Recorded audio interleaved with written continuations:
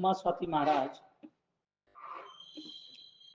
उन्होंने दर्शन ज्ञान चारित्राणी मोक्ष मार्ग उसकी बात की।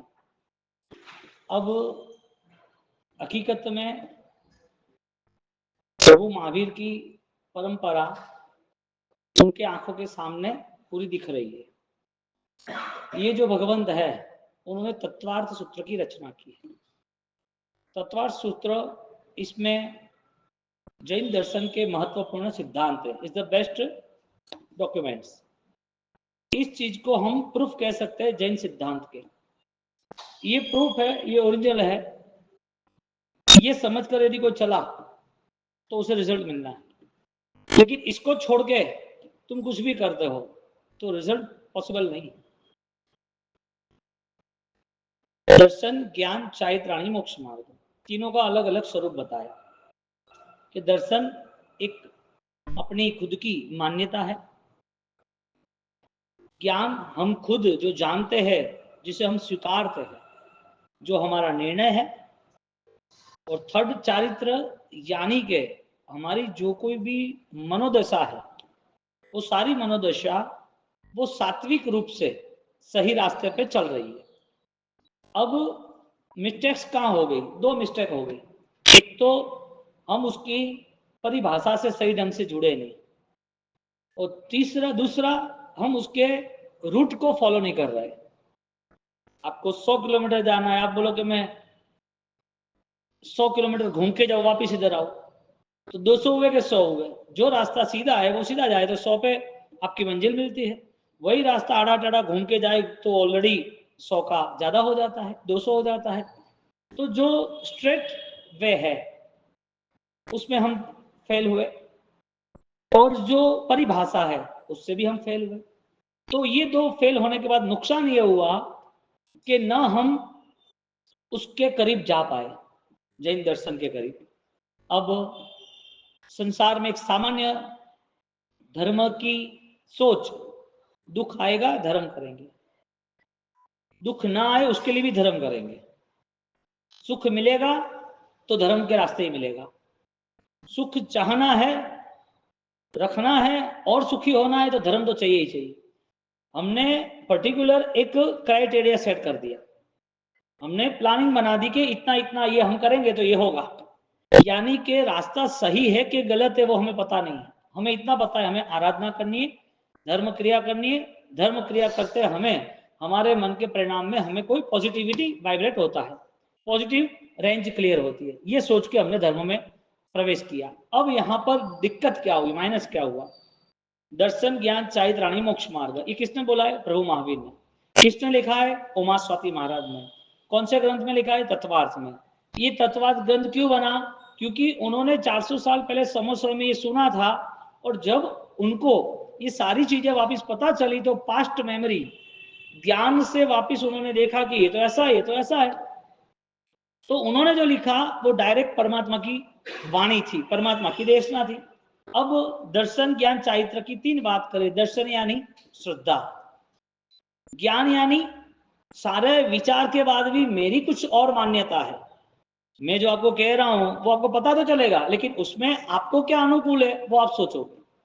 सुनना अलग बात है, सोचना अलग बात है, सोचने के साथ निर्णय करना अलग बात है। ये दोनों ज्ञान और श्रद्धा, यानी कि पहला श्रद्धा फिर ज्ञान, दर्शन ज्ञान चारित्र। जो दर्शन है, जो समझदारी है, वो ऑलरेडी निर्णय के साथ रहता है। दर्शन ज्ञान की पैरेलल जोड़ी है, ज्ञान अकेला नहीं है, दर्शन भी अकेला नहीं है। दर्शन और ज्ञान दोनों साथ में चलते हैं। चारित्र वो डिफरेंस है। इसके लिए समकीति देवी देवता, उनके पास ज्ञान है कि ये प्रभु महावीर का जन्म कल्याणक मुझे मनाना चाहिए। उनको पता है कि तीर्थंकरों की उपासना में हमें आनंद है, समकीति देव है। तो उनकी एक श्रद्धा है कि ये हमसे ज्यादा पूजनीय है और हमारा कल्याण इनसे ही होने वाला है। तो ये ज्ञान है और श्रद्धा है, और श्रद्धा के मुताबिक उनकी भक्ति करने का, उनकी बातों का अनुसरण करने का वो पूरा प्रयत्न करते हैं कि उनकी भक्ति कैसे की जाए। तो जो श्रद्धा है वो देवी देवता में भी है, यानी कि समकीति देव कहते हैं जिसको, सम्यक दर्शन कहते हैं श्रद्धा को, वो देवी देवता में है, इंसान में भी है, जानवर में भी है, नरक में भी है। चारों गति में श्रद्धा पॉसिबल है। कोई पूछे कि नरक का जीव धर्म कैसे करेगा, क्योंकि हमारी सोच से सिर्फ क्रिया के ऊपर डिपेंड्स है कि क्रिया करना, इसके लिए धर्म मान लेना। लेकिन नरक के जीव को कौन सी क्रिया है, तो उसके सम्यक दर्शन की आराधना होगी। जानवर की दुनिया में कौन सा पचखान है, तो सम्यक दर्शन की आराधना होगी। यहां पर क्लियरिटी करनी ये जरूरी है कि श्रद्धा को सिर्फ क्रिया मानना या श्रद्धा को परिणाम मानना। यदि क्रिया मान ली तो जब तुम इंजर्ड हो गए हो, जब तुम बीमार हो गए हो, तब क्रिया नहीं है, इसका मतलब तब धर्म का अभाव है क्या? नहीं, ऐसा नहीं है। तो यहां पर जब कोई भी आत्मा यदि वो श्रद्धा से जुड़ा है, अपने श्रद्धा के बल पर वो अपना जीवन व्यतीत कर रहा है, तो वो संकिति कहा जाएगा। और सम्यक दर्शन नरक में भी साइक संकित के क्षणिक महाराजा है, जानवर की दुनिया में चंड कौशिक, वो भी सम्यक दर्शन की अनुभूति की, देवलोक की दुनिया में संकिति इंद्र इंद्राणी तो है ही, और मानव की दुनिया में सम्यक दर्शन के साथ चंदन बाला, मैणा, सैनिक, श्रीपाल, ये सब जुड़े थे। तो सम्यक दर्शन हर कोई गति में पॉसिबल है। क्यों? क्योंकि उसकी आत्मा में वो गुण है। क्वालिटी कैसे मेंटेन हुई? सम्यक दर्शन उसी गति में उसी आत्मा को कैसे मिला? वजह क्या? तो वजह वो आत्मा है, वो तो है ही, लेकिन उस आत्मा के पास ऐसी कोई ज्ञान दशा है, ऐसी कोई समझदारी है जिसके हिसाब से ये पूरा कवर हुआ। तो जो व्यक्ति श्रद्धा के साथ जुड़ा है, वो श्रद्धा का मूल ऑक्सीजन ज्ञान से आता है। ज्ञान और श्रद्धा वो दोनों साथ में। तो मेन चीज याद रखनी है, दर्शन ज्ञान चारित्राणी मोक्ष मार्ग। क्या शब्द है? दर्शन ज्ञान चारित्राणी मोक्ष मार्ग। जैन है तो उसे मोक्ष चाहिए कि नहीं चाहिए? जैन क्यों मना है? उनके परमात्मा जिनेश्वर है, इसके लिए। तो उसके परमात्मा का स्वरूप राग द्वेष रहित है, उसके परमात्मा केवल ज्ञानी है। तो ये आत्मा की बात जब आती है तो जैन दर्शन सिरमौर आता है। लेकिन संसार के सुख दुख और संसार के चमत्कार और अंधश्रद्धा, सिर्फ भौतिक सामग्री की बात आती है और सिर्फ क्रिया की बात आती है, तो जैन दर्शन से वो बाहर है, क्योंकि मिथ्या अवस्था में बहुत कुछ है, जो अज्ञान अवस्था में उसमें बहुत कुछ कर सकता है। तो डिफरेंस ये आ रहा है कि श्रद्धा वाला जीव वो ज्ञान के नजदीक है। इंसान है इसके लिए श्रद्धा नहीं समझना, क्रिया इसके लिए श्रद्धा नहीं समझना, देव है इसके लिए श्रद्धा नहीं समझना, श्रद्धा ज्ञान है इसके लिए समझना। तुमने अच्छे औषध कर लिए, हम साधना जीवन में, साधु जीवन में अच्छी क्रिया कर ले, तो यहाँ परमात्मा महावीर ने मना कर रहे हैं कि सम्यक दर्शन का गुण क्रिया से जुड़ा हुआ नहीं। सम्यक दर्शन का गुण क्रिया से जुड़ा हुआ नहीं है, लेकिन जो संकित आत्मा है वो अच्छी क्रिया करेगा।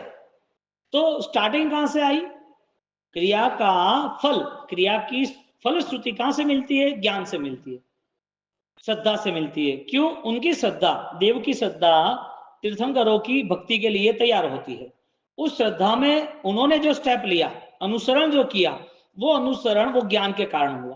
तो ज्ञान और कारण साथ, आपको कोई पूछे पैसा और पैसे का पावर वो एक एक अलग है, भोजन और भोजन का पावर एक एक अलग है, शक्कर और शक्कर की मिठास एक एक अलग है। एक कपड़ा है, उस कपड़े के अंदर व्हाइट कलर है, सॉरी रेड कलर है, तो कपड़े के जो दूसरे छोटे छोटे तंतु है, उनके जो दूसरे दूसरे पार्टिकल्स है, वो पार्टिकल में रेड कलर और उसका जो कॉटन है वो एक एक अलग है। आप शक्कर में से मिठास अलग करो, आप गुलाब के फूल में से उसकी महक अलग करो, आप ज्ञान और श्रद्धा उसको अलग करो। अलग क्यों नहीं होगी? क्योंकि ये दोनों का स्वभाव आत्मा की परिणति का है। इसके लिए श्रद्धावान आत्मा वो ज्ञान से अपने जीवन को व्यतीत करता है, और जिसके पास श्रद्धा है क्रिया के बेस की, तो क्रिया का भ्रम है, क्रिया का धर्म नहीं है। क्रिया का धर्म भी होगा तो भी उसके अंदर नेगेटिविटी यानी कि दोष जो है वो खत्म नहीं होगी। तो ज्ञान और श्रद्धा उनका काम था परमात्मा की यात्रा को पूर्ण करना, यानी परम यात्रा तक ले जाना। ज्ञान और श्रद्धा का पावर था कि वो व्यक्ति इस भव के अंदर इस मानव जीवन को सफल बनाने का रास्ता देख ले। ज्ञान और श्रद्धा का काम था, उसको अनंत काल से आत्मा क्या है वो पता नहीं था, आत्मा मैं हूं वो भी पता नहीं था। ज्ञान और श्रद्धा ये कार्य कराता है कि तेरी आत्मा परमात्मा तुल्य है। इस संसार में जो विषय कसाय, संसार की जो स्थिति है कर्म की, अज्ञान की, उसमें तेरा रोल नहीं है। तू किसी की मौत देख के डरना मत। कोई जल रहा है तो तू ये संसार ऐसा लगना नहीं चाहिए कोई तेरा वियोग हो रहा है, स्वजन तेरा दूर हो रहा है, कोई छोटी उम्र में मर गया है, तो तू धर्म में जुड़ना मत। ये कंडीशन के साथ धर्म नहीं बताया है। धर्म बताया आत्मा की दृष्टि से। अभी दुख आए और उसके लिए बाधा सौगंध दुनिया भर के विधि विधान चमत्कारों में जाना, ये धर्म का कभी भी बेस हो ही नहीं सकता। इतना सिंपल धर्म नहीं हो सकता। अब इतना कहीं पर आप चले गए कोई दूसरे मंदिरों में, कोई दूसरी क्रियाओं में, और तुम्हारा धर्म चला जाए, तो फिर श्रद्धा किसे कहेंगे, ज्ञान किसे कहेंगे? तो एक बेस फिक्स बना, ज्ञान और क्रिया जो है, सॉरी, ज्ञान और श्रद्धा जो है, उसे एक साथ चलने का नियम है। ज्ञान की परिभाषा उसका निर्णय बन जाता है, श्रद्धा जो है वो निर्णय के साथ उसकी मान्यता बन जाती है। पैसा आपके पास नहीं है, पैसे का ज्ञान हो तो कमाएगा कि नहीं कमाएगा? सोना आपके पास है लेकिन पहना हुआ नहीं है, सेफ रखेगा कि नहीं रखेगा? आत्मा में जो ज्ञान है वो ज्ञान का रिजल्ट बेस्ट डिसीजन है। बेस्ट डिसीजन कहां से आता है? वो समझता है कि जैन दर्शन क्या कह रहा है। जैन दर्शन कर्म की बात कर रहा है, कर्म से मुक्त होने के लिए आत्मा की बात कर रहा है, और आत्मा और कर्म को अलग करना है, इसके लिए बिना ज्ञान से, बिना श्रद्धा से संभव नहीं है। अब ये सारा बेस तैयार हो रहा है और उसके सामने अब हमारी स्थिति हम देखते हैं। क्रिया क्या है? अखंड के खंडित है। क्रिया क्या है? बिना ज्ञान किए के ज्ञान सहित है। क्रिया करने वाला श्रद्धा सहित करता है कि श्रद्धा रहित करता है? तो यहां पर सिंपल हम रास्ता देखें कि क्रिया यदि धर्म बनती है तो अखंड होनी चाहिए, जो अखंड हो नहीं रही है। क्यों? क्योंकि ज्ञान नहीं है। तो कौन सा ज्ञान था जो क्रिया में जुड़ गया? उसे संवत्सरी, पर्युषण, 1.5 महीना, चौवियार, सब कुछ मन क्यों हुआ? त्याग का, दान का, भक्ति का मन क्यों हुआ? ये कौन सा ऐसा ज्ञान था कि जिसके लिए मन हुआ? यानी कि खंडित ज्ञान से वो जुड़ा था। वो अपनी साधना को ब्रेक कर दे, अपने हिसाब से ही कर दे, ऐसा चले। यानी कि कुहाड़ी का काम पेड़ को काटना था या पेड़ को काटना था? एक जो वेपन है, बंदूक है, उस बंदूक के जो फायरिंग, जो गोलियां है, वो गोलियां सुरक्षा के लिए थी या आत्महत्या के लिए थी? एक क्रिया है, वो क्रिया के द्वारा पुण्य बनता है, और पुण्य के साथ जुड़ा हुआ व्यक्ति वो अपने अहंकार में, अपने दोषों में, दूसरे लोगों की माया, दंभ, प्रपंच फंसाने का, लोगों की निंदा, ईर्ष्या, दंभ, ये सारी चीजों में उसको पुण्य काम लगा। आज मिला हुआ जो पुण्य है उसका रिजल्ट क्या है? जो हुई क्रिया है उस क्रिया से उसे मिलेगा क्या?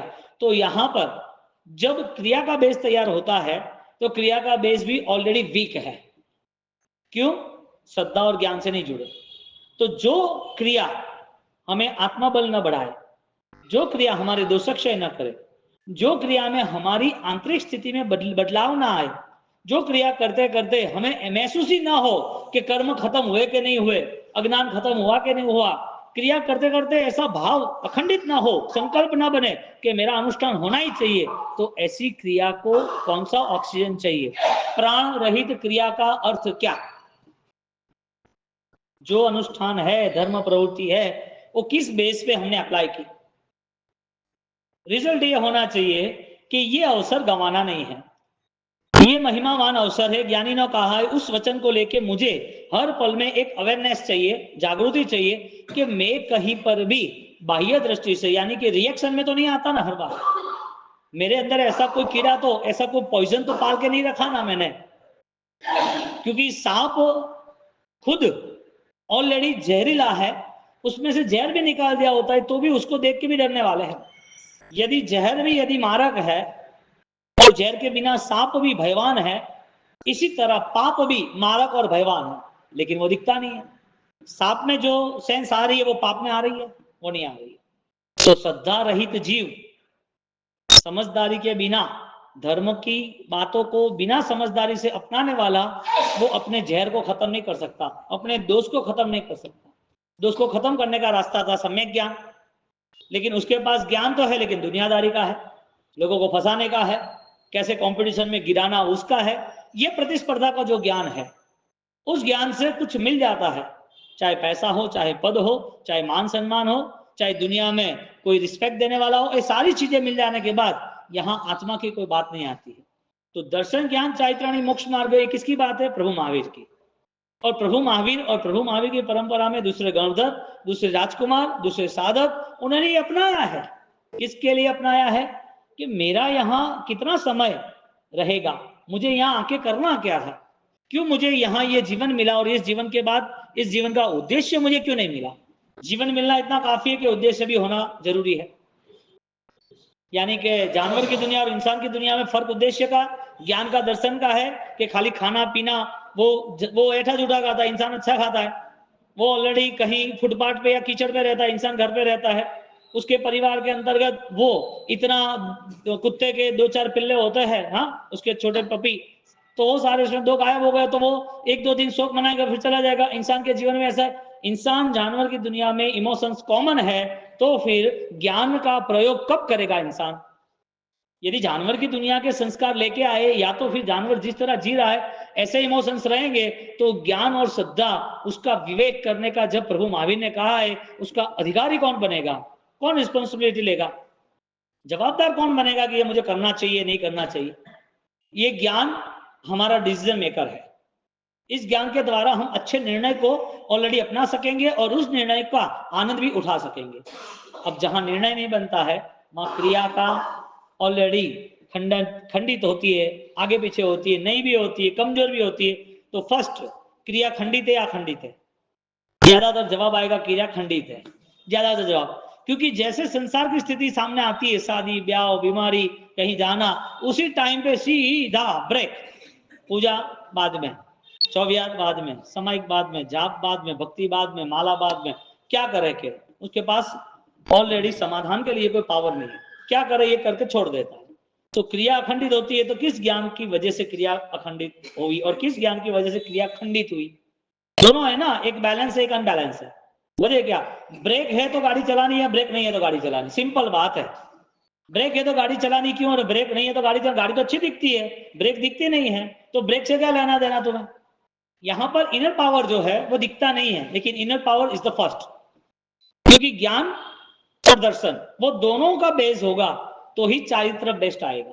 तो क्रिया के बेस पर भगवान ने कोई मूल्यांकन नहीं किया, क्रिया के बेस पर कोई मापदंड नहीं दिया, और क्रिया के बेस पे मापदंड नहीं दिया, इसके लिए दादा गोदे राइम श्रीमान ने क्रियोद्धार किया कि अरिहंत को पहचानो, और अरिहंत को पहचान के अरिहंत ने बताए धर्म को पहचानो। यदि अरिहंत को नहीं पहचाना तो धर्म भी तुम कैसे फॉलो करोगे?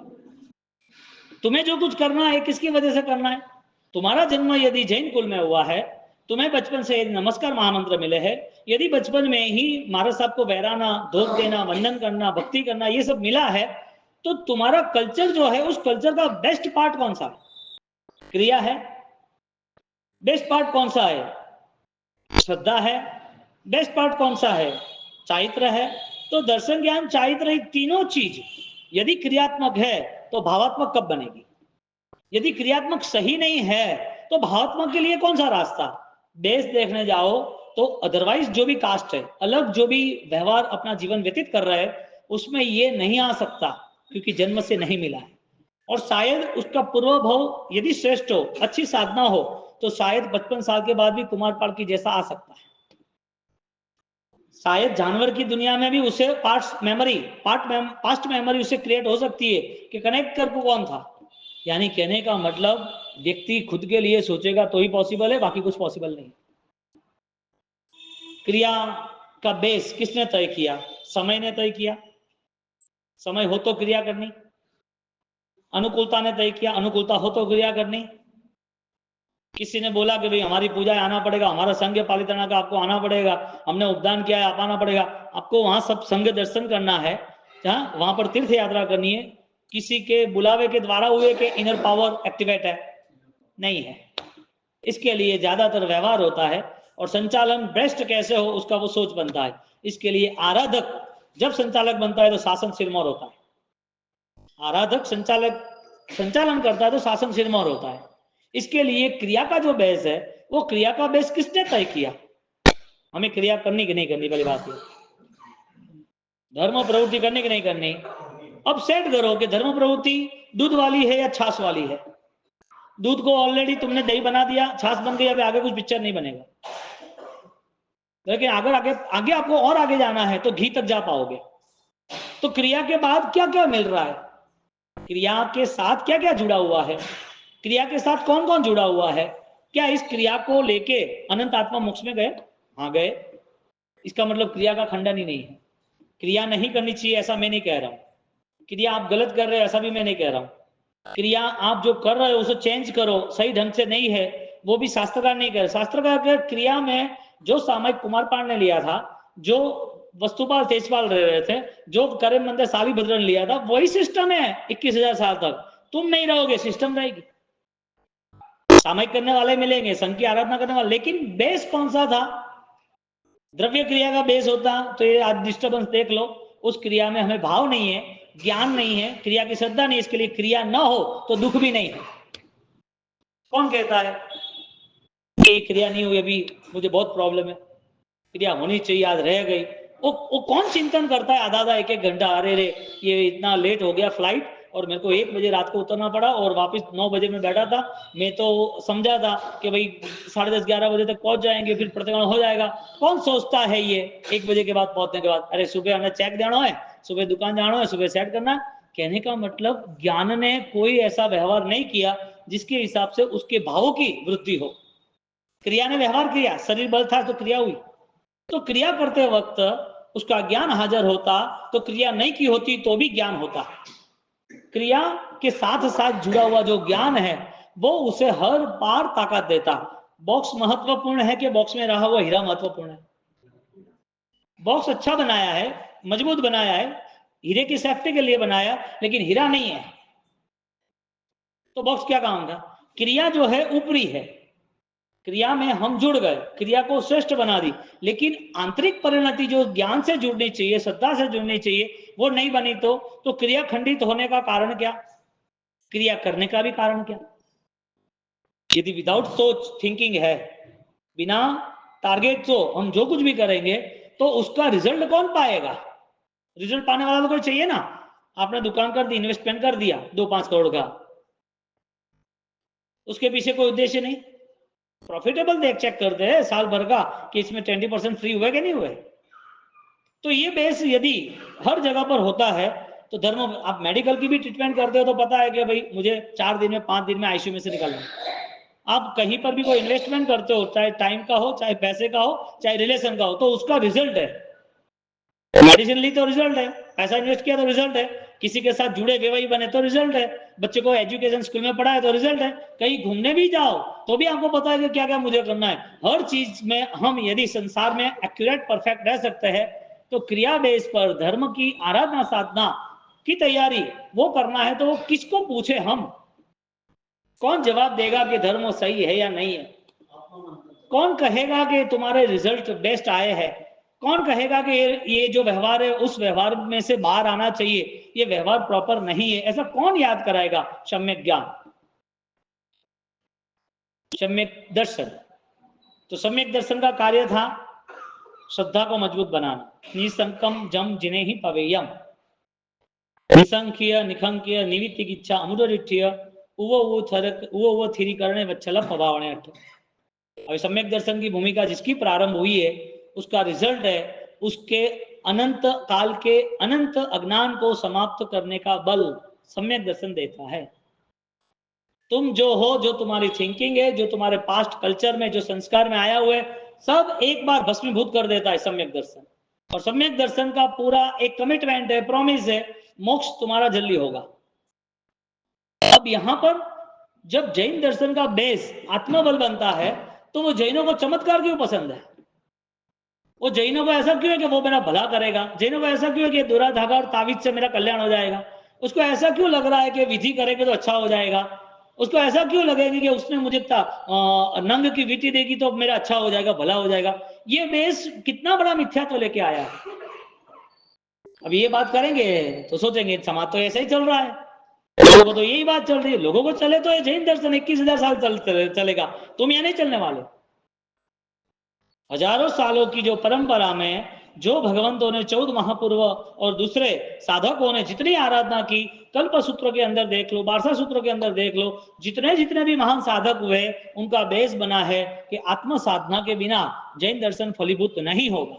और आत्म साधना इतनी परम सामर्थ्यता के साथ वो अपनाता है, ये सारी चीजें उसके लिए सामान्य बन जाती है। अब मन में संकलेश है, मेरा दुख कब दूर होगा, मन में संकलेश है, मेरा ये काम क्यों नहीं हो रहा, ये काम कब होगा, मन में संकलेश है कि ये चमत्कार ज्यादा होगा, ये करेंगे तो जल्दी हो जाएगा। उन्होंने भगवान को भी हथियार बना दिया कि भगवान के पास जाएंगे, विमलनाथ दादा की इतनी माला गिनेंगे, पार्श्वनाथ भगवान का इतना अठंग करेंगे, हथियार बना दिया देवगुरु को, ये करेंगे तो ये हो जाएगा। अच्छी बात है। तो प्रभु महावीर का शासन संभालने वाले यही दर्शन ज्ञान चारित्र की उपासना से संभालेंगे, ये बेस से नहीं संभालेंगे। इसका मतलब यहाँ फाइनल ये बना कि ऊपरी बाह्य कुछ भी करते हो तो उससे कोई ऑलरेडी रिजल्ट मानने की आवश्यकता नहीं है, जरूरत नहीं है। क्योंकि पानी की ऊपर की तरंग देख के तुम आकर्षित हो जाओगे तो नीचे के जो रत्न है, हीरे है समुद्र में छिपे हुए, वो नहीं मिलेंगे। किसको मिलेंगे? तो धर्म की परिभाषा से जुड़ना था। इसका मतलब desire less to be desire, मुझे कोई प्रॉब्लम है ही नहीं, पहले ये फिक्स करना पड़ेगा। धर्म की भावना से, श्रद्धा से, ज्ञान से जुड़ना है तो इसका मतलब मुझे कोई दुख दे सकता नहीं, मेरा दुख कोई दूर कर सकता नहीं। ये धर्म की प्रथम भूमिका है। मेरा सुख जो है वो मेरे से कभी दूर हो सकता नहीं, और जो दूर हो रहा है वो मेरा सुख है नहीं। अब कुछ चला गया है और तुम रोने लगो तो इसका मतलब क्या समझना, इसके पास ज्ञान की कमी है। सीधी बात है ना, हमारी आत्मा में ज्ञान विशाल अनंत ज्ञान है, लेकिन आज उसका उपयोग नहीं हो रहा है। आपको गांव में दे दी कि आप रात को लेट आने वाले हो, वहां गाड़ी छोड़नी पड़ेगी, अब बैटरी लेके जाओ, बैटरी चेक कर ली चालू है, और वहां आपसे 12 बजे के 11 बजे रात को उतरे और आपको वहां स्टेशन से आपके घर जाना है, बैटरी आपके पास है, लेकिन आप चिल्ला रहे हो अंधेरा अंधेरा अंधेरा। चिल्लाओ और चिल्लाओ, कौन मना कर रहा है? चिल्लाने से क्या मिलेगा? चिल्लाना जरूरी था या समझदारी रखनी जरूरी थी? समझदारी थी कि बैटरी चालू कर, घर पहुंच जा, बात खत्म। ज्ञान विशाल होने के बावजूद आज हमें अनंत ज्ञान है, आज हमारे पास वो सोचने का जरिया नहीं है। इसके लिए हमारी सबसे पहली तैयारी ये बनती है कि हमें दुख नहीं आना चाहिए, और दुख ना आए इसके लिए हमने हथियार बना दिए, माला गिनना, पूजा पाठ करना, भक्ति करना। आज का दिन अच्छा गया, पूजा हुई, पूजा नहीं हुई आज अच्छा नहीं लगता है। तेरी आत्मा अच्छी है, तुझे अच्छा लगता नहीं लगता तय किसने किया? तेरी आत्मा तो अनंत ज्ञानवान है। तो जो कर्म का फल है वो निश्चित नहीं है, सुख हो या दुख हो, कर्म परिवर्तनशील है, वो निश्चित है। तो हम जो चाहते हैं वो हमारा व्यवहार यानी हमारी सोच के हिसाब से जो होना चाहिए वो नहीं होने वाला है, क्योंकि आपका पूरा सेटलमेंट कर्मों के हाथ में है, और कर्मों को यदि तुम्हें चेंज करना हो तो वो सिर्फ सम्यक दर्शन, सम्यक ज्ञान। अब हमारा मेन सेंट्रल केंद्र, सेंट्रल जो था, बेस था, केंद्र बिंदु था, वो केंद्र बिंदु सम्यक दर्शन ज्ञान चारित्र था। हमने केंद्र बिंदु बना दिया क्रिया को, और उसमें भी किसी की बेस्ट क्रिया हो तो हमें इतना प्रभाव मिलता है उस क्रिया का, हम भी सोचते हम ये कब करेंगे। इसके लिए किसी का बेटा उपदान करके आया हो ना, तो तू भी बेटा उपदान करने जा, मैं तो एप्पल का फोन दूंगी। उसकी माँ क्या कहती है? तू उपदान करके आ, तुझे एप्पल का फोन दूंगी। यानी उपदान क्या है उसकी कोई सेंस नहीं है। 45 डेज उसे क्या करना है उसका कोई उसे पता आता नहीं है। 45 डेज में उसे वो वहां पर जो नौकार महामंत्र, जो सूत्र की आराधना कर रहा है, उस अर्थ में वो सुनता है सिर्फ, लेकिन उसे पता नहीं है कि ये चीज क्या है, गणधर भगवंतों ने क्यों बनाई है। उसका बेस बनता है, लोगों ने उपदान किया, मुझे करना, जीवन में एक बार उपदान होना चाहिए, सूत्र के लिए उपदान होना चाहिए। ये सब कुछ किसके लिए होना चाहिए? आत्मा के लिए होना चाहिए। आत्मा ही चूक गए, हम मैन चाबी चूक गए, बस घर को देख के खुश हो रहे हैं, ये घर मेरा है, अच्छा। अरे खोल के अंदर जा, सो जा, देख के कब तक तू देखता रहेगा? बैटरी है, चालू कर, घर में पहुंच जा, कब तक तू रोता रहेगा? क्रिया कब तक तुम्हारा साथ देगी? आज भी तुम्हारे साथ क्रिया नहीं है तो फिर लास्ट में तुम कमजोर हो गए, बुढ़ापा, बीमारी, परेशानी होगी, तब तो क्रिया ऑलरेडी नहीं होने वाली है। आज भी पॉसिबल नहीं है, उस टाइम ऐसा कैसा कोई सपोर्ट मिलेगा जिसके कारण सेकंड टाइम आप एकदम एक्यूरेट क्रिया करोगे, वो पॉसिबल नहीं है। आज हमारे पास ऐसी ज्ञान दशा नहीं है, और वो आज दिख रहा है। ज्ञानी कहते हैं कि ये जीवन सफल नहीं हो सकता। यदि क्रिया है और यदि इस क्रिया का बेस सिर्फ और सिर्फ अज्ञान है, उस क्रिया के साथ भयंकर दोष छिपे हुए हैं, तो उस क्रिया के बाद भी 60-70 साल तक जिसने चौव्यार किया है, प्रतिवन किया है, तो भी उसका समय अंत में दुखदायक ही पसार होगा, क्योंकि क्रिया के बाद आज भी उसे दुख पसंद नहीं है, क्रिया के बाद भी दुख के नाम पर रोना धोना है, क्रिया के बाद भी उसे लग रहा है कि कोई मेरा अच्छा करे तो वहां जाके सौगंध बाधा लेके गुरुवार शुक्रवार सब कुछ चालू कर देना है, सौगंध ले लेनी है, आज गुरुवार है, आज ये लाल चीज नहीं खाएंगे, आज पीली चीज नहीं खाएंगे। किसके लिए? 60 साल की क्रिया ने दिया क्या? बात इतनी है, 60-70 साल की उम्र तक उसने क्या क्रिया का धर्म का रंग चढ़ाया कि जिसके कारण इतना कमजोर और इतना दुखी है मन से। ज्ञानी कहते हैं तुम्हारी श्रद्धा और तुम्हारा ज्ञान वही तुम्हारा आत्मबल, वो तुम्हारी चेतना, वो तुम्हारा प्राण है। इससे वंचित रह गए तो दुनिया में कोई व्यक्ति तुम्हारा प्रभाव सुधार नहीं सकता, परम लोग सुधार नहीं सकता, बिगाड़ने वाले भी हमें, सुधारने वाले हमें। यानी अदरवाइज कोई स्टेटमेंट है तो आप भूल जाओ, दुनिया क्या कहेंगी, दुनिया के लिए क्या करेंगे, दुनिया ऐसा सोचेगी, इस दुनिया के लिए ऐसा कर दे, ये जो बड़ा जहरी कीड़ा है ना वो निकालना पड़ेगा, विष, ये बहुत बड़ा जहर है। और उस जहर के कारण हमारी लंबी यात्रा अनंत काल की पूरी हुई और वापिस अनंत काल में एक यात्रा का प्रारंभ हो रहा है। आगे की यात्रा अनंत ही है, खत्म होने का सोचा किसने? तो क्रिया के बेस पर जिन जिन लोगों ने आगे बढ़ने का ट्राई किया, लेकिन उस क्रिया के द्वारा जिसको समाधि मिलनी चाहिए, परम शांति मिलनी चाहिए, मोह माया के बंधनों से मुक्ति मिलनी चाहिए, यहाँ पर जीवन में घटी हुई जितनी भी घटना है उस घटना को वो विलीनीकरण, उस घटना का वो साक्षी नहीं बने, उस घटना को वो मन में स्टोर नहीं करे, ये सारी चीजें क्रिया का फल था। हमें ऑलरेडी 20-20 साल पुरानी सारी चीजें याद रखते हैं, तो उसका समायोजना कैसे? अध्यात्म दृष्टि से 1 साल तक राग द्वेष के विचार जितने भी तीव्र थे वो खत्म होने चाहिए, वो नहीं हुआ तो अध्यात्म बेस पे वो अनंत अनुबंधी कसाय बनता है। 1 साल का प्रायश्चित नहीं हुआ तो प्रायश्चित किसी के साथ लड़ाई झगड़ा किया उसका थोड़ी है, किसी के नहीं बुलाते उसको बुलाने के लिए मिच्छामि दुक्कडम देना, इतने छोटे वर्ड्स में संवत्सरी थोड़ी फलदायक बन जाती है। मिच्छामि दुक्कडम ये फलदायक नहीं बनती। जहां पर 1 साल के जो राग के परिणाम थे, जो द्वेष के परिणाम थे, उसका परिवर्तन हुआ कि नहीं, उसका प्रायश्चित हुआ कि नहीं, वो संवत्सरी की तैयारी है, वो आराधना है। अब हमें दुख ना आए उसकी सोच बंद नहीं होती है, सुख रहना चाहिए, उससे अधिक सुख मिलना चाहिए, उसका सुख भी जितना भी है उससे आगे कैसे निकलूं, ये सारी सोच बनती है। तो संवत्सरी प्रतिक्रमण की आराधना निश्चय दृष्टि से, फलदायक की दृष्टि से फलीभूत नहीं होती है। आप किसी भी आचार्य भगवान से, किसी भी शास्त्र उठाकर, किसी भी विद्वान पंडित जी को आप पूछ सकते हो कि मुझे ये बात महाराज साहब ने बोली है, आप मुझे बताओ ये सही है कि गलत है। यानी सिंपल बात यह है कि आपकी क्रिया में आपको फल दिख रहा है कि नहीं दिख रहा। यदि क्रिया में फल दिखेगा तो इसका मतलब आपका आंतरिक परिणाम ऑलरेडी अच्छा है, आंतरिक परिणाम से आप अच्छी तरह जी रहे हो। और क्रिया के बाद, धर्म के बाद हमें हमारी आत्म चेतना क्या है वो भी पता नहीं चले तो मृत्यु मान रहे हैं, मृत्यु के बाद गति भी मान रहे, मृत्यु के साथ जुड़े हैं, इसके लिए धर्म भी मान रहे, और अंत में मौत आती है तो घर वाले लिखा देते 7 क्षेत्र में इतना पैसा लिखाएंगे, वो लिखाएंगे, और लास्ट में माँ बाप कहते हैं हमारी इच्छा थी मंदिर बनाना, उपास बनाना, संघ निकालना, तो बेटा कर भी लेता है, कोई बड़ी बात नहीं है। आगे उस आत्मा का क्या हुआ, कर्म का व्यवहार है कि नहीं है, कर्म का फल है कि नहीं है, कर्म का फल कोई और भुगतता है कि व्यक्तिगत खुद भुगतते हैं। दादा गुरुदेव रायेश्वरी महाराज साहब, उनका क्रियोद्धार का मूल उद्देश्य था अरिहंत की पहचान करे और अरिहंत के धर्म की पहचान करे।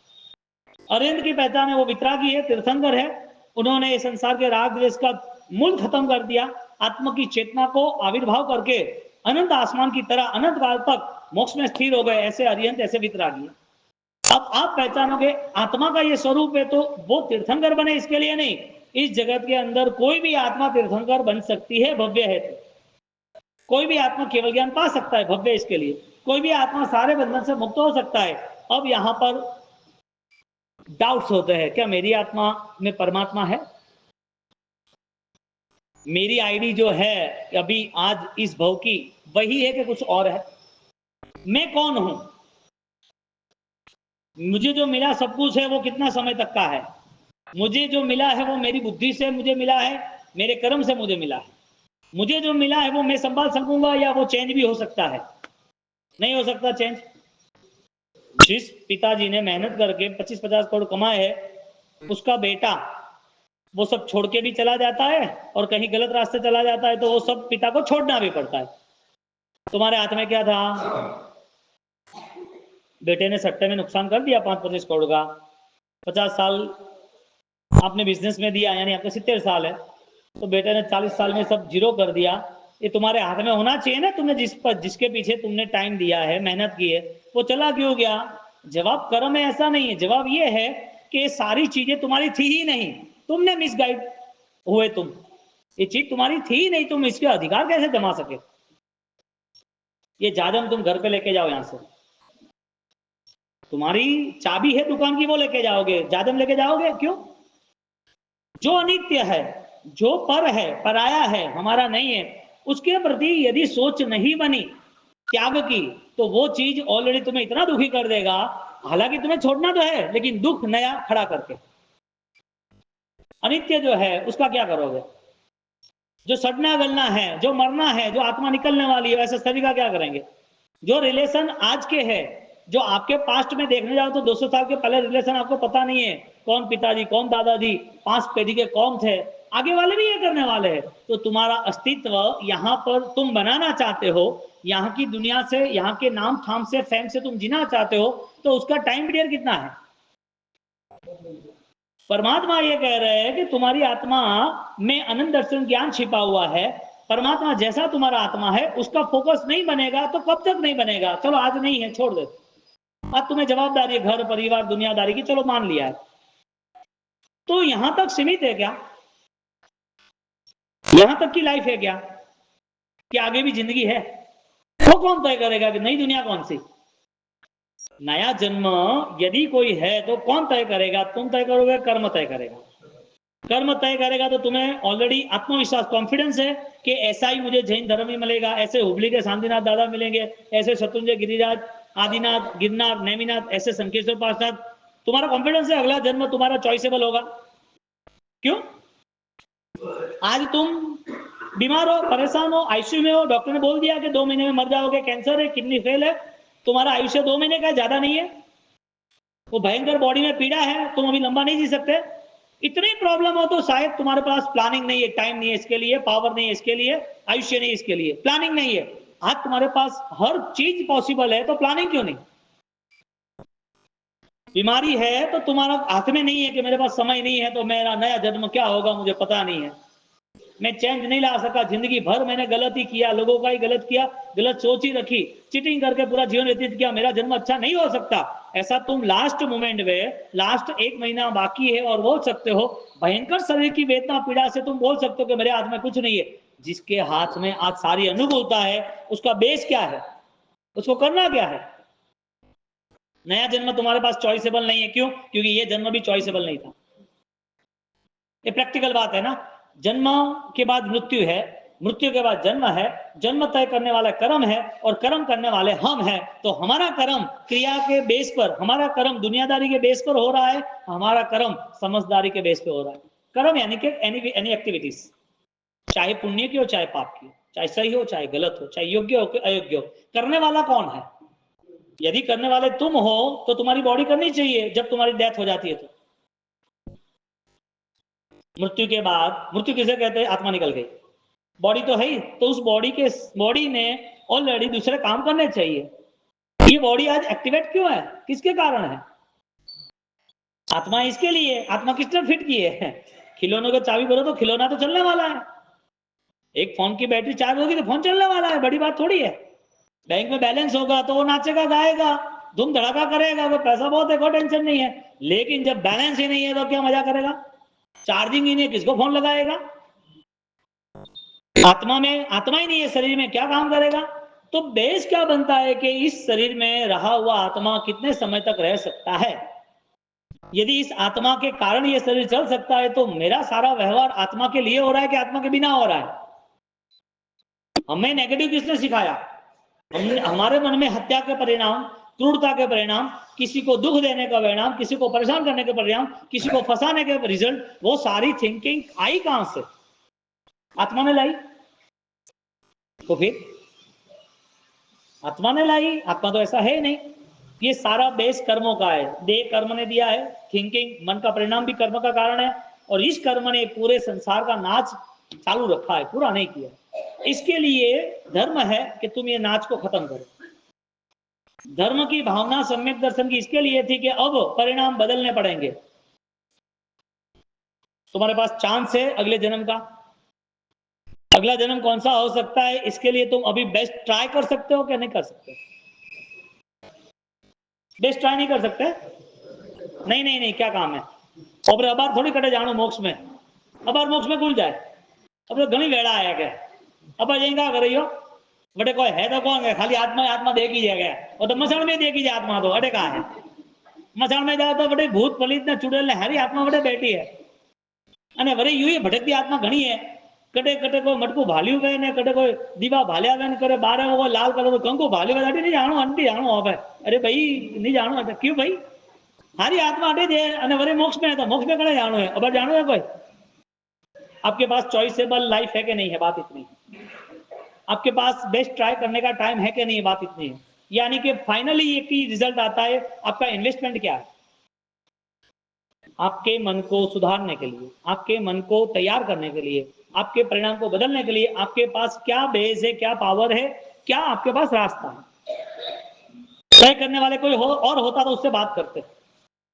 मम्मी पापा भाई बहन पति पत्नी कोई परिवार वाला तय करता आपका नया जीवन, तो उससे बात करते। और आप यदि तय नहीं कर सकते तो आपको बात करनी फिजूल है। नया जीवन कौन तय करेगा? बिना ज्ञान से क्या करना है?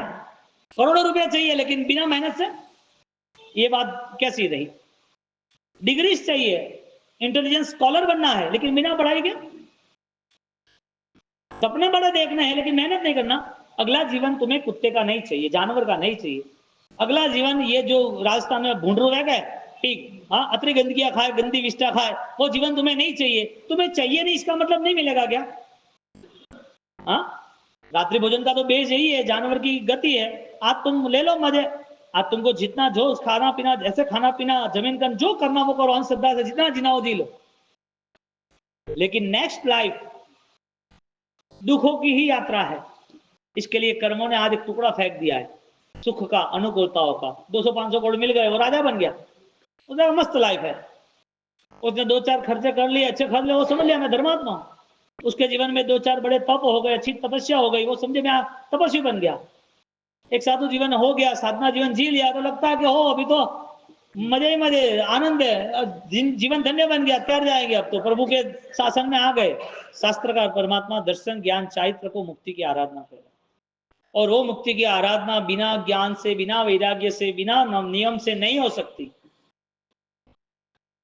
और यदि किसी को डायरेक्टली अपने हिसाब से वो करना है तो शास्त्रकार मना करो। हमें मूलभूत परिवर्तन लाना पड़ेगा, और वो परिवर्तन का बेस हम ही तय करेंगे। इसके लिए ज्ञान की जो मात्रा है, ज्ञान जो है, वो हमारा निर्णय बनता है। आग में तुम हाथ नहीं डालोगे, ये मशीन चल रहा है ना, पत्थर काटने का गडर, उसमें हाथ डालो, वो पत्थर में रखा जाता है, हाथ में नहीं रखा जाता। इनको पूछोगे, घर में सब्जी बनाते तो भी तपेली गर्म होती है तो भी कपड़े से लेते हैं। विवेक आता है, कोई भी चीज के पीछे उसका एक निर्णय छिपा हुआ है कि क्या करना क्या नहीं करना। हमें इस जीवन में कौन सा ऐसा ज्ञान है जो हमें कर्मों से मुक्त करे, कौन सा ऐसा ज्ञान है हमें आत्मबल से प्रेरित करे। ऐसा तो ज्ञान होना चाहिए ना। यदि 24 घंटे, अपनी भाषा में होशियारी पंचायती 24 घंटे संसार हालतो भाई, तो वरे धकेगा भाई। हमें अपनी आत्मा को देखने के लिए, आत्मा में स्थिर रहने के लिए सम्यक ज्ञान की प्रथम आवश्यकता है।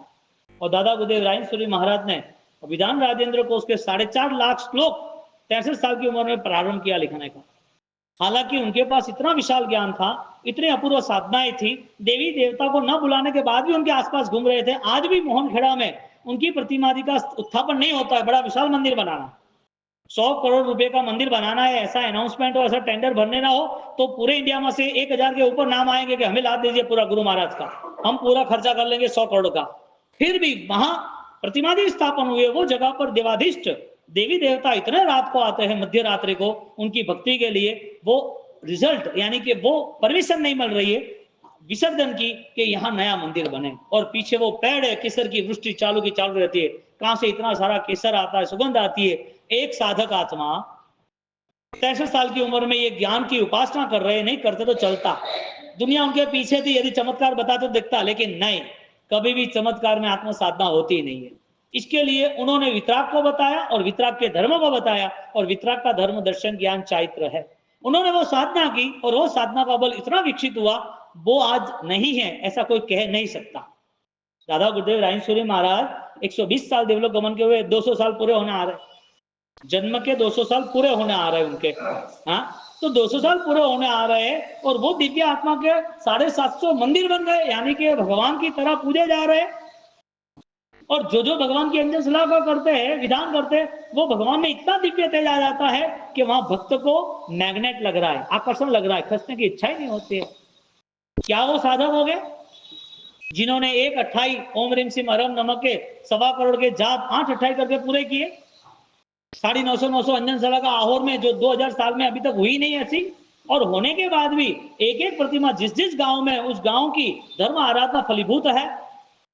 ऐसे कैसे साधना, 200 साल की एनर्जी अभी तक कनेक्ट है, यानी कि 150 साल की एनर्जी, 150 साल जिस प्रतिमा भी हो जाते हो, प्रतिमा भी विराजमान होते हैं और उनको लगता है कि भगवान ही है, साक्षात है, और सारे गांव में आराधना साधना फलीभूत समृद्धि के साथ उन्होंने जो जाप किया 1.25 करोड़ का ओम रीम सिम हरम नमः का, सिर्फ और सिर्फ अरियंत और कोई नहीं। और यहां पर जो यति परंपरा थी, जहां पर ऑलरेडी चमत्कार, अंधश्रद्धा, डर, भय, और जहां पर माइनस ही माइनस थे, सारी लिबास साधु का था, साधु जीवन का कुछ नहीं, जुआ भी खेलना ने, गांजा भी पीना ने, सट्टा भी खेलना ने, आने कोई व्यवहार नहीं। ये सारी चीजें देख के उन्होंने बोला कि ये कैसे हो सकता है, लोगों को भय के अंदर रख देना, कुछ भी गलत किया और कागड़ो बनाओ ब्रो, सकली बनाओ ब्रो, अटित गाड़ो ब्रो गए, सबको डराना है, और जहां भय है वहां धर्म नहीं है। दादा गुरुदेव रायसूरी महाराज ने निर्भयता का मंत्र दिया उनको, किसी से डरने की जरूरत नहीं है।